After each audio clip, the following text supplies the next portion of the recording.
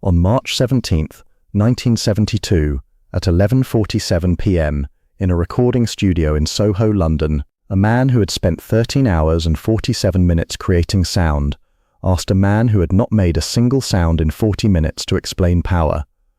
The man who asked the question weighed 140 pounds and had red-orange hair and two eyes that appeared to be different colors, and a cigarette between his fingers that had burned to the halfway point without being brought to his lips in the last 4 minutes. The man who received the question weighed 135 pounds and had been standing in the same position against the back wall of the control room since 11:07 p.m. without shifting his weight, without adjusting his posture, without clearing his throat, without crossing his arms, without putting his hands in his pockets, without doing any of the things a human body does when it is standing in a room where it does not have a defined role. The studio was Trident Studios, 17 St Anne's Court, Soho, London, W1F0BQ, built in 1968, one of the first studios in Europe to install an 8-track recording system, later upgraded to 16-track, later upgraded again to the system that was currently humming at approximately 50 Hz in the control room, a Trident A-range mixing console, custom-built, 32 input channels, hand-wired by Malcolm Toft, each channel strip containing a microphone preamp, a 4-band equalizer, and a routing matrix that sent signal to one of 16 tracks on a Studer A80 multi-track tape machine positioned against the east wall. The monitor speakers were Tannoy Reds, 15-inch dual concentric drivers, mounted in custom cabinets on either side of the console, each cabinet weighing approximately 110 pounds, each speaker capable of reproducing frequencies from 27 Hz to 20,000 Hz at a maximum output of 96 decibels at 1 meter. The speakers were off, the tape machine was in standby mode, the reels stationary, the tension arms relaxed. The only active sound source in the room was the mixing console itself, whose power supply transformers produced a continuous low-frequency hum that sat at the bottom edge of human hearing like a pulse. The control room measured 18 feet by 14 feet, ceiling height 9 feet. The walls were covered with acoustic foam panels, each panel 2 feet by 4 feet, charcoal grey, composed of open-cell polyurethane foam cut into a wedge pattern that absorbed approximately 85% of ambient sound above 500 Hz. The floor was dark brown industrial loop pile carpet, worn thin in the area directly in front of the console where engineers sat, and worn less thin near the walls where people occasionally stood, but rarely stayed. The room was designed to eliminate echo. It was designed to eliminate reflection. It was designed to eliminate every sound that was not deliberately created, so that the sounds that were deliberately created could be heard with absolute clarity. Tonight, at 11:47 p.m., the room had fulfilled its purpose so completely that the two men standing in it could hear each other breathe, or rather, one of them could hear the other breathe. The other appeared to not be breathing at all. The man with the red-orange hair was David Bowie, born David Robert Jones, January 8, 1947, Brixton, South London. Approximately 4 miles from where he was currently standing. He was 25 years old. He was 5 feet 10 inches tall, without the platform boots, and approximately 6 feet tall with them. The boots had a 2-inch sole, custom-made, gold with a black stripe, designed to add height and to change the geometry of his posture so that his weight shifted forward onto the balls of his feet, which in turn shifted his center of gravity forward by approximately 1 inch, which in turn made his walk more aggressive, more deliberate, more alien, more Ziggy. He weighed approximately 140 pounds. His measurements were not publicly documented the way an athlete's might be, but his frame was narrow, his shoulders approximately 17 inches across, his waist approximately 28 inches, his wrists thin enough that a standard watch band required the smallest setting. He wore a patterned shirt, silk, unbuttoned to mid-chest, wide-leg trousers in a dark fabric, and the platform boots. A necklace hung against his sternum, a thin gold chain with a small pendant that caught the light from the console's VU meters when he moved.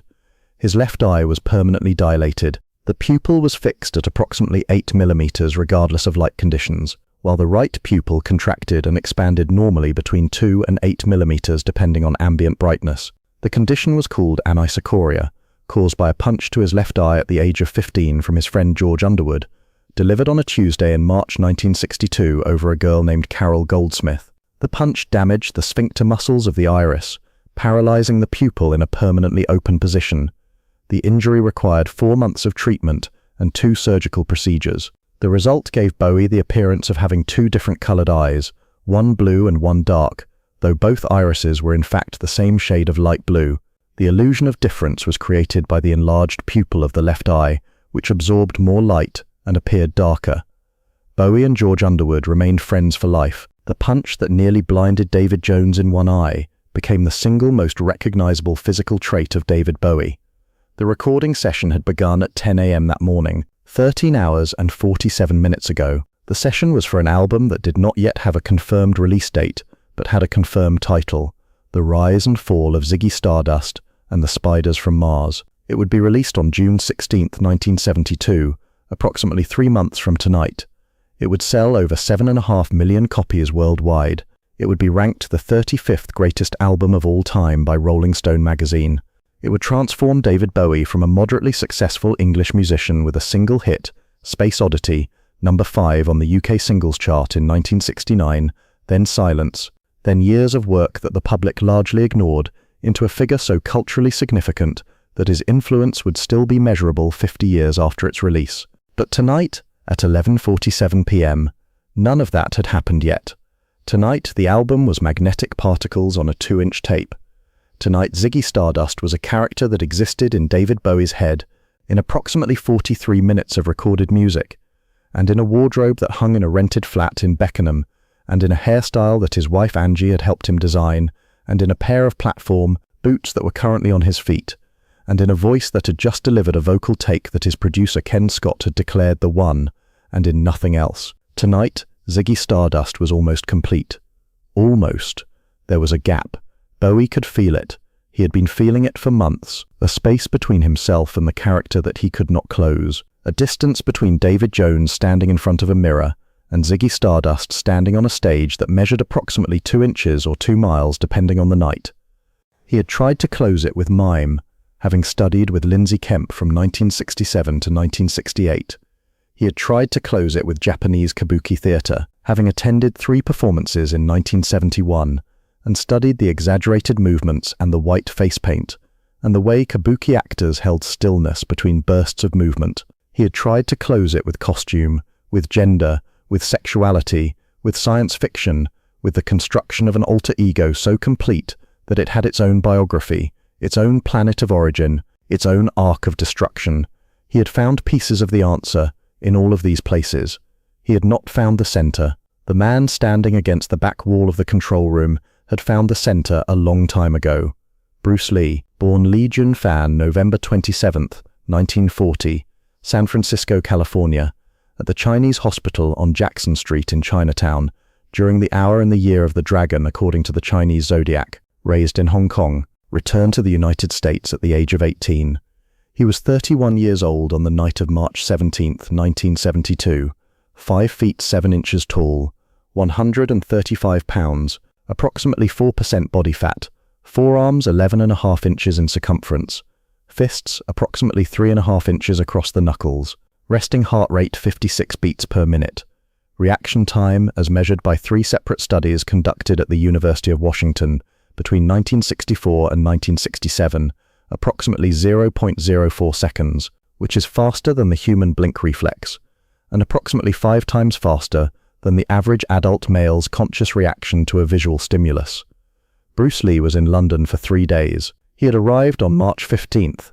He was staying at the Dorchester Hotel on Park Lane, room 412, rate approximately £28 per night. He had meetings scheduled with Raymond Chow of Golden Harvest Studios regarding the international distribution of a film that did not yet have a confirmed title, but would become Enter the Dragon, the film that would make Bruce Lee the most recognized martial artist in the history of the world, and which he would not live to see released because he would be dead in 16 months. On July 20th, 1973, at the age of 32, in an apartment in Kowloon Tong, Hong Kong, from cerebral edema, a swelling of the brain, the cause of which would be debated for the next 50 years. But tonight Bruce Lee was alive and standing in a recording studio in Soho, and he had not spoken a word in 40 minutes. He had arrived at Trident Studios at 11:07 p.m. through the back entrance on St. Anne's Court, a narrow alley between Wardour Street and Dean Street, approximately 8 feet wide, cobblestoned, lit by a single lamp above the studio's service door. The door was opened by Bowie's manager, who had been contacted by a Hong Kong film industry contact who knew Bruce Lee was in London and who knew Bowie was interested in meeting people who occupied the extreme edges of physical performance. The manager shook Bruce Lee's hand in the alley. Bruce Lee's grip was moderate. He never gripped hard during a handshake. He saved his grip for things that required it. The manager led him through a narrow corridor that smelled of cigarette smoke and soldering flux, past the tape storage room where an assistant engineer was labeling reels with a white grease pencil, past the kitchen where a kettle sat on a counter beside a box of PG Tips tea bags, and into the control room where David Bowie was standing behind the glass, headphones on, preparing for a vocal take. Bruce Lee was told he could sit. 2 chairs were available, both on the right side of the console, both swivel chairs with cracked brown vinyl seats and chrome bases. He did not sit. He walked to the back wall of the control room, between a rack of outboard gear on his left, which contained 2 Fairchild 670 compressors, 1 EMT 140 plate reverb unit, and a row of Pultec EQP-1A equalizers, and a coat rack on his right, which held Bowie's fur-collared jacket, and a scarf that belonged to Mick Ronson, the guitarist, who was in the live room at that moment adjusting the tuning on his 1968 Gibson Les Paul Custom. Bruce Lee stood with his arms at his sides, feet shoulder-width apart, weight evenly distributed, palms facing his thighs, fingers relaxed but not limp, curled naturally at the second knuckle, the way fingers curl when the hand is at rest and the forearm muscles are completely disengaged. His breathing was nasal, approximately 4 breaths per minute, each breath so shallow that his chest did not visibly move. His shirt, a black long-sleeve cotton shirt, did not shift with his breathing. His shoulders did not rise. A person entering the control room and glancing at him would register his presence the way one registers a piece of furniture, something that occupies space without demanding attention, something that is there without being about anything. But Bruce Lee was not furniture. He was the most dangerous man in the room. He was the most dangerous man in the building. He was arguably the most dangerous man on the street, in the neighborhood, in the borough, in the city. He was 135 pounds of a nervous system that had been trained since the age of 13 to deliver force at speeds the human eye could not track, to read micro-movements in an opponent's body that predicted their next action before their own brain had committed to it, and to remain in a state of complete physical readiness, while appearing to be in a state of complete physical rest. The appearance of rest was not deception, it was efficiency. A body at rest conserves energy. A body at rest does not telegraph intention. A body at rest is invisible to the threat detection systems of other human beings, which are calibrated to detect movement, tension, and aggression, and which dismiss stillness as neutral. Bruce Lee was not neutral. He was loaded, the way a spring is loaded, the way a sentence is loaded when the most important word has not yet been spoken. He stood against the back wall of the control room at Trident Studios, and he watched David Bowie perform. He watched 3 vocal takes through the glass. The first take was technically competent. Bowie's pitch was accurate, his phrasing was deliberate, his dynamics were controlled, but his posture told Bruce Lee that the voice was coming from the throat, shoulders forward, chin down, weight on his heels. The sound was being produced by the vocal cords and shaped by the mouth and projected by the chest, but it was not connected to anything below the rib cage. It was a voice without a root. The second take was better. Bowie adjusted, shoulders back, chin level, weight shifted to center. The voice dropped by approximately 2 hertz in its fundamental resonance, which meant the chest cavity was engaging more fully, which meant the diaphragm was descending further on each inhale, which meant the sound was now originating from a point approximately 4 inches lower in his body than the first take. The root had moved from the throat to the chest. Better. Not there yet. The third take was different. Bruce Lee watched the change happen in real time. Bowie's shoulders settled into a position that was neither forward nor back but resolved. The position they would occupy if every muscle in the shoulder girdle released simultaneously and the skeleton found its own natural alignment without muscular interference. His chin elevated by approximately 2 degrees. His weight moved to the balls of his feet, the same forward shift that the platform boots encouraged. But this time, it was not the boots creating the shift.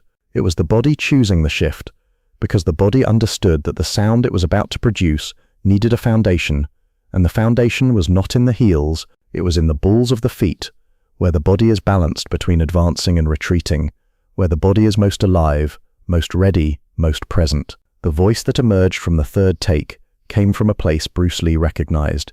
It did not come from the throat. It did not come from the chest. It came from the center of mass, the point approximately 2 inches below the navel that the Chinese call the dantian and the Japanese call the hara, the center from which all true force originates, whether that force is a punch or a kick or a scream or a whisper or a single note sung into a Neumann U87 condenser microphone at 11:44 p.m.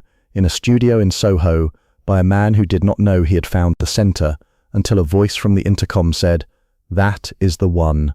Ken Scott's voice, the producer, speaking from the control room into the live room through the talkback system, 3 words, "That is the one." The confirmation that the third take was the definitive take, the take that would appear on the album, the take that would be heard by 7.5 million people. Bowie nodded. He removed his headphones. He placed them on the music stand beside the microphone. He walked from the live room through the connecting door into the control room. He entered and saw Bruce Lee for the first time since arriving, standing in exactly the same position he had occupied for 40 minutes, against the back wall between the outboard rack and the coat rack, arms at his sides, face carrying no expression that could be read as approval or disapproval or interest or boredom or anything at all. Bowie said, "You have been standing there the whole time." Bruce Lee said, "Yes." Bowie said, "You did not sit." Bruce Lee said, "Sitting changes the way I see." Bowie looked at him for approximately 3 seconds. 3 seconds in a room where the acoustic foam absorbed everything except the 50 Hz hum of the console and the breathing of 2 men who together weighed 275 pounds and who together occupied a combined volume of approximately 12 cubic feet, in a room that contained 226 cubic feet of silence. Bowie had just delivered the definitive vocal performance of the album that would change his life. 5 people had been in the studio during the session. Ken Scott had said, "That is the one." Mick Ronson had given a thumbs up through the glass. Trevor Bolder and Mick Woodmansey had nodded before leaving for the night. The 2 roadies had not been listening. The assistant engineer had been labeling tapes. Bruce Lee had watched all 3 takes. He had not reacted to any of them. No nod, no smile, no raised eyebrow, no change in posture, no change in breathing, no visible response of any kind. 40 minutes of observation without a single readable expression. Bowie was accustomed to audiences. He had been performing since the age of 15. He had played in front of crowds that screamed, and crowds that sat in silence, and crowds that walked out, and crowds that demanded encores. He understood audiences. He understood reactions. He understood the vocabulary of human response, the nod that means approval, the lean that means interest, the crossed arms that mean resistance, the averted eyes that mean discomfort. He did not understand the absence of all vocabulary. He did not understand a man who could watch 40 minutes of music being created and register nothing. Not because the man was unimpressed. Bowie could identify unimpressed. Unimpressed has a posture. It has a lean. It has a specific arrangement of the facial muscles around the mouth that communicates tolerance masquerading as attention. Bruce Lee's face did not communicate tolerance. It did not communicate anything. It was the face of a man who had seen what he came to see and had not yet decided what to do with it. Bowie was accustomed to people who reacted. He was not accustomed to people who absorbed. Ken Scott stepped out of the control room at 11:48 p.m. to speak with the assistant engineer about the labeling sequence on the tape reels. He pulled the door closed behind him. The hydraulic closer on the door took approximately 1.4 seconds to seal the frame, and during those 1.4 seconds the sound of the hallway, footsteps on linoleum, a roadie laughing, the distant clatter of a mic stand being collapsed, entered the control room and then was cut off as completely as if someone had pressed a mute button on the world. The control room was now occupied by 2 people, David Bowie and Bruce Lee. The mixing console hummed at 50 Hz. The VU meters glowed green at their 0 position, 16 needles resting motionless behind 16 small glass windows, each meter approximately 2 inches wide, each needle balanced by a counterweight, so fine that a vibration of 0.1 decibels would move it. The needles did not move. The tape machine sat against the east wall in standby mode, the 2-inch tape slack between the reels, the capstan motor idling at a frequency so low it was felt in the floor rather than heard through the air. The tannoy monitors were off. The only light came from the VU meters, which cast a faint green glow across the surface of the console, and a desk lamp on the far left of the mixing board, a flexible arm lamp with a 60-watt incandescent bulb behind a metal shade that directed a cone of warm yellow light across approximately 18 inches of console surface. Bowie lit a new cigarette, Gitanas, French, unfiltered. The tobacco was a blend of dark air-cured and oriental varieties that produced a smoke heavier and more aromatic than English or American brands. He struck a match. The sulfur flared at approximately 600 degrees Fahrenheit for the first half-second, then settled to a steady flame at approximately 300 degrees. He held the flame to the tip of the cigarette. The tobacco caught. He inhaled. He shook the match dead and set it in a glass ashtray on the console, a clear glass ashtray approximately 4 inches in diameter with 3 notches on the rim for resting cigarettes. 2 previous cigarette butts were already in the ashtray, both Gitanes, both smoked to the filter, both with the distinctive brown stain of unfiltered tobacco on their ends. He exhaled toward the ceiling. The smoke rose in a column dense at the base, thinning as it climbed, curling once at approximately shoulder height, where a convection current from the warm console redirected it, then continuing upward until it reached the acoustic foam panels on the ceiling, where it dispersed and was absorbed. The foam absorbed smoke the way it absorbed sound, completely, without reflection, without echo. The smoke entered the foam and did not come back. Bowie said, "You watched me for 40 minutes. Bruce Lee said, "Yes." Bowie said, "You did not react to anything." Bruce Lee said, "Reacting is what an audience does. I was not your audience." Bowie said, "Then what were you?"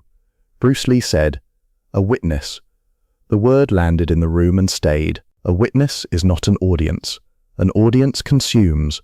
A witness records. An audience is there for itself.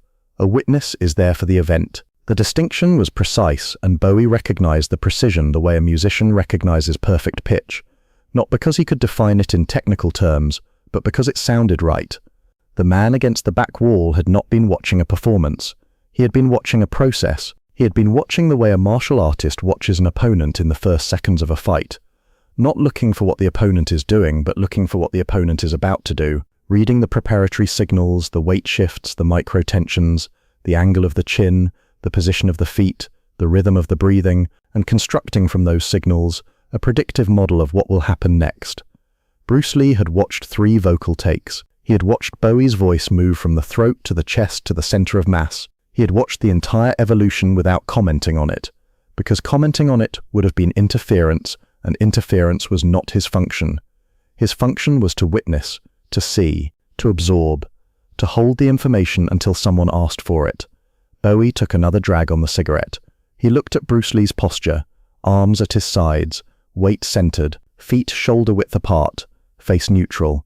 No tension in the jaw, no tension in the shoulders, no tension in the hands, no lean in any direction. He looked like a man who had been poured into that position by gravity and had found no reason to resist it. Not rigid, not forced, was not performing relaxation, which is a thing Bowie had seen actors do, arranging their bodies in positions that suggest ease while their eyes betray the effort of maintaining the arrangement. Bruce Lee's eyes betrayed nothing. They were open, they were aimed at Bowie's face. They were not searching for anything. They were not asking for anything. They were present in the way that a wall is present, not because it is trying to be there, but because there is no mechanism by which it could be elsewhere. Bowie said, "I have a question." Bruce Lee said, "Ask it." Bowie did not ask it immediately. He took another drag on the cigarette. He looked at the console. He looked at the VU meters. He looked at the glass separating the control room from the live room, through which he could see the Neumann U87 microphone still positioned at the height and angle where he had been singing 12 minutes ago, the pop screen 4 inches in front of the capsule, the headphones hanging on the music stand, the stool he had not used because he preferred to sing standing. The live room was empty. The instruments were packed or being packed. The music had been captured on tape, and the tape was sitting in a machine against the wall, and the machine was in standby, and the music was, for now, dormant, magnetic particles on a strip of polyester, waiting to be played back, waiting to become sound again, waiting to become Ziggy. He said, "I have spent 2 years building a character. His name is Ziggy Stardust. He is an alien. He is a rock star. He is a messiah. He is doomed. He comes to Earth and gives the world something it needs, and the world consumes him, and he is destroyed by the thing he created. I have built his voice. It is not my voice. It sits higher in some songs and lower in others, and it has an accent that is not English and not American and not anything except Ziggy. I have built his face. The makeup, the hair, the eyeliner, the way the cheekbones catch light at certain angles. I have built his body. The platform boots change my height. The costumes change my shape. The way he moves is not the way I move. He is more angular, more deliberate, more alien. I have built every piece of him. He paused. The cigarette burned between his fingers. A cylinder of ash approximately half an inch long clung to the tip, growing by approximately 1/16 of an inch every 4 seconds. He said, "But when I stand on stage, something is missing. I can feel the gap. The audience cannot see it. My band cannot see it. My producer cannot hear it on the tape. But I can feel it. There is a space between me and the character that I cannot close. I have tried to close it with mime. I studied with Lindsay Kemp for a year. He taught me gesture, isolation, the way the body can say something the voice does not. I have tried to close it with kabuki. I went to 3 performances in 1971 and watched the actors hold stillness between movements, and I understood that the pause was the thing that gave the movement its meaning. I have tried to close it with costume, with gender, with sexuality, with science fiction. I have found pieces of the answer in all of those places. I have not found the center." He looked at Bruce Lee. He said, "You move through the world as if there is no space between who you are and what you do. I watched you stand against that wall for 40 minutes, and at no point did I have the impression that you were performing standing. You were not trying to stand still. You were not demonstrating stillness. You were still. There is a difference, and I can see it, but I cannot name it. Every martial artist I have ever watched looks like they are performing martial arts. You do not look like you are performing anything. You look like you are being. The space between the performer and the performance does not exist in you. It has been closed, or it was never open." Bruce Lee's expression did not change. His posture did not change. His breathing did not change. He received the words the way the acoustic foam on the walls received sound, completely, without reflection. Bowie said, "What is the thing that fills the space? What is the thing that closes the gap between the person and the performance? What is the thing that makes the character and the man the same?" Bruce Lee said, "You are asking what is power." Bowie stopped. The cigarette was halfway to his lips. He held it there, suspended between his mouth and the air at approximately the height of his chin, the ash now 3/4 of an inch long and curving slightly under its own weight. He said, "Yes, that is exactly what I am asking. What is power?" The room was silent. The console hummed at 50 hertz. The desk lamp cast its cone of yellow light across the mixing board. The VU meters glowed green. The tape machine idled.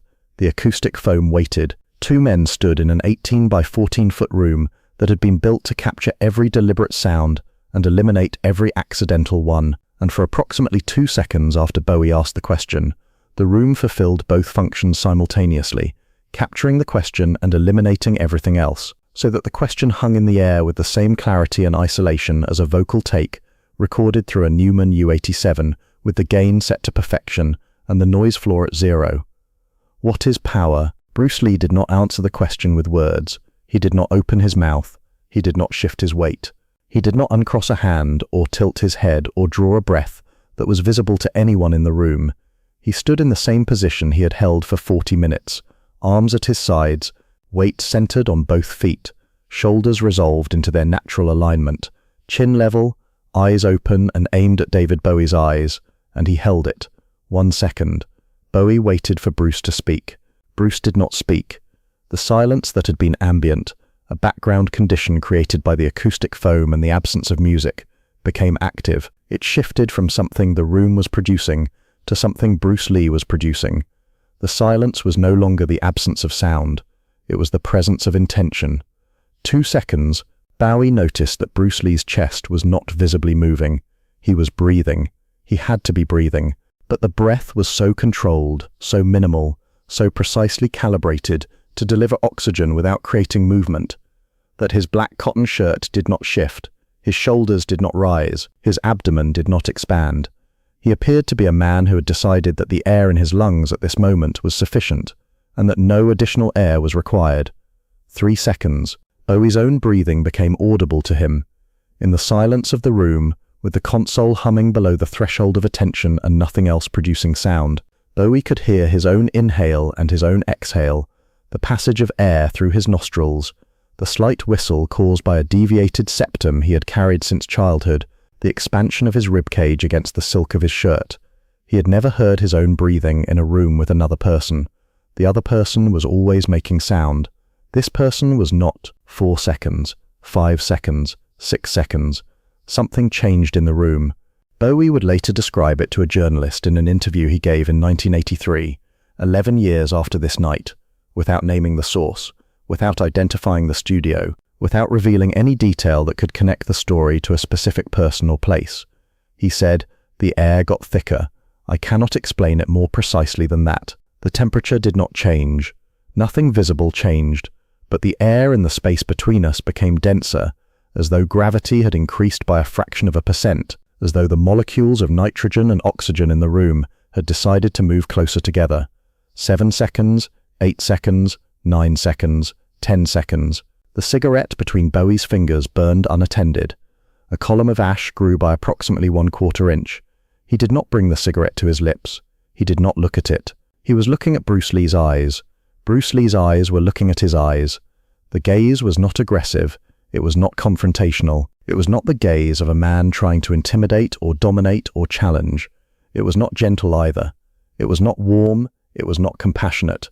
It was present. It was the gaze of a man who was looking not at another person, but into another person, past the red-orange hair and the platform boots and the unbuttoned silk shirt and the pendant on the gold chain and the anisochoric eyes and the character called Ziggy and the character called Bowie and the person called David Jones, to something behind all of those layers that did not have a name and did not need one. 11 seconds, 12 seconds, 13 seconds, 14 seconds. Bowie later recalled that his heartbeat became audible in his own ears at approximately this point, not faster, not slower, not irregular, simply audible, as though the silence in the room had systematically removed every competing frequency, peeling away the console hum and the lamp buzz and the faint creak of the building settling and the distant vibration of a lorry passing on Wardour Street, until the only remaining sound was the rhythm of his own blood moving through his own body. He said it was not frightening. He said it was exposing. He said he felt seen in a way he had never felt seen on a stage or in a photograph or in a mirror or in the eyes of a lover. He felt seen by a man who was not looking at any of the things people usually looked at, and was instead looking at the thing that no one ever looked at, the thing underneath, the thing that David Jones had spent 25 years covering with costumes and characters and hair dye and platform boots and the architecture of fame. 15 seconds, 16 seconds, 17 seconds, 18 seconds. The ash on Bowie's cigarette reached approximately 3/4 of an inch. It detached from the tip under its own weight. It fell. It landed on the dark brown loop pile carpet, approximately 14 inches in front of Bowie's left boot. Neither man looked at it. Bowie's left hand, the hand holding the cigarette, had developed a tremor of approximately 1 millimeter, not the tremor of cold or fear or illness, the tremor of recognition, the body's involuntary response to encountering something it has been searching for, the physical equivalent of the moment a key slides into a lock. It was cut for, and the tumblers align, and the mechanism releases. Bowie's body had recognized the answer to his question before his mind could articulate it. The tremor was the recognition arriving in the muscles before it arrived in the language centers of the brain. Bruce Lee saw the tremor. His eyes registered the 1 millimeter oscillation in Bowie's left hand, the way they registered every involuntary movement in every person he observed, automatically, instantly, without conscious effort, the way a native speaker of a language registers grammar without thinking about rules. He saw the tremor, and he knew what it meant. It meant the message had arrived. It meant the body had received what the mind was still processing. It meant the 22 seconds were almost complete. 19 seconds, 20 seconds, 21 seconds. Bowie later said that this was the moment he understood the answer. Not intellectually, not as a sentence he could repeat, not as a concept he could explain in an interview. Physically, the way a person understands heat when they touch a stove, not because someone described heat, but because heat arrived and occupied every nerve-ending simultaneously, and the understanding was total and immediate and irreversible. Power was not movement. Power was not sound. Power was not speed or force or technique or size or volume. Power was the capacity to hold space without requesting anything from the space or from the person in it. Power was the absence of need. For 21 seconds, Bruce Lee had needed nothing from the room, nothing from Bowie, nothing from the silence, nothing from the console or the speakers or the lamp or the carpet or the acoustic foam or the air itself. He had stood in 6 feet of space and made the space submit to him without moving a single muscle, without producing a single sound, without performing a single gesture. He had not asked the room to pay attention. The room had paid attention because it had no choice. He had not asked Bowie to feel something. Bowie had felt something because the absence of asking was louder than any request. Second 22, Bruce Lee spoke. 1 word, 3 letters, 1 syllable, delivered at approximately the volume of a normal conversational sentence, 70 decibels, neither loud nor soft, neither emphatic nor casual. The word entered the room and filled it the way the first note of a symphony fills a concert hall, not because the note is loud, but because the silence before it was so complete that the note had nowhere to hide and nothing to compete with, and no echo to diminish it. That